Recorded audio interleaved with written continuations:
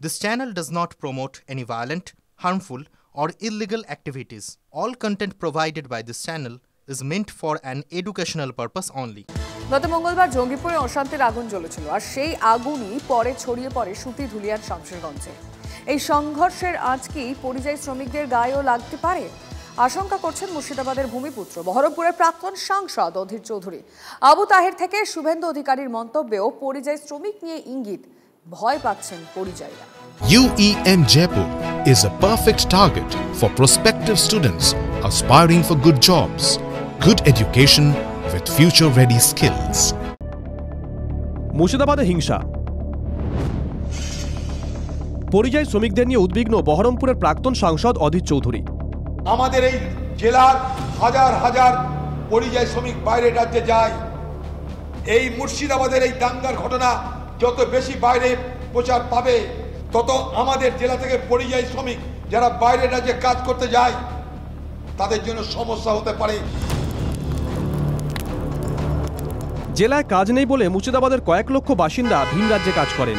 সেই পরিযায়ী শ্রমিকদের গায়েও কি সংঘর্ষের আঁচ লাগতে চলেছে? সোমবারই পরিযায়ীদের টেনে হিসেব চোকানোর কথা বলেছিলেন বিরোধী দলনেতা শুভেন্দু অধিকারী।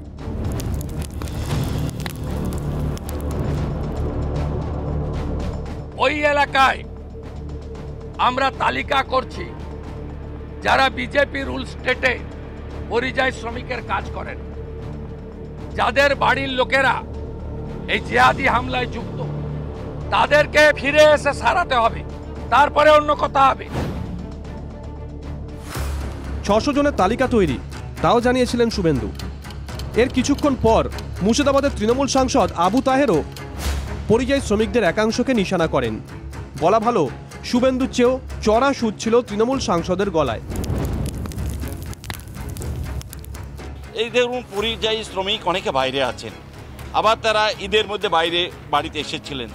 এরকমও কিছু বাচ্চা ছেলে আছে যারা বিভিন্নভাবে এই উস্কানিতে আরও উস্কানি দিয়ে এই সমস্ত ঘটনা ঘটিয়ে দেয়। এটা আমাদের ঘাড়ে পড়ে যায়। দলীয় সাংসদকে তীব্র কটাক্ষ তৃণমূল বিধায়ক হুমায়ুন কবিরের। খান একটা ফালতু লোক, উনি ওই পরিযায়ী শ্রমিকরা বা এই ধরনের ওই যাদের কথা বলেছে ওই তারা ছিল বলে তুমি দুবারের এমপি হয়েছো বন্ধু। তুমি উদর ঘাড়ের বোঝা উদর ঘাড়ে দিয়ে তুমি হাইলাইট হতে চাইছো। হুমায়ুন পরিযায়ীদের পাশে দাঁড়ালেও পরিযায়ী শ্রমিক ঐক্যমঞ্চের আশঙ্কা তৃণমূল সাংসদের এই মন্তব্য ভিন রাজ্যে বিপদ বাড়াবে পরিযায়ী শ্রমিকদের। আমরা মাননীয় সাংসদ মহাশয়কে বলতে চাই যে এই ধরনের ভিত্তিহীন বিবৃতির ফলে পরিযায়ী শ্রমিকদের বাইরে কাজ করতে যেতে অসুবিধা হবে। এমনিতেই বাঙালি পরিযায়ী শ্রমিকদের অত্যাচারিত হয় বিজেপি শাসিত রাজ্যগুলোই। ঠিক এই আশঙ্কাই অধীরের গলায়।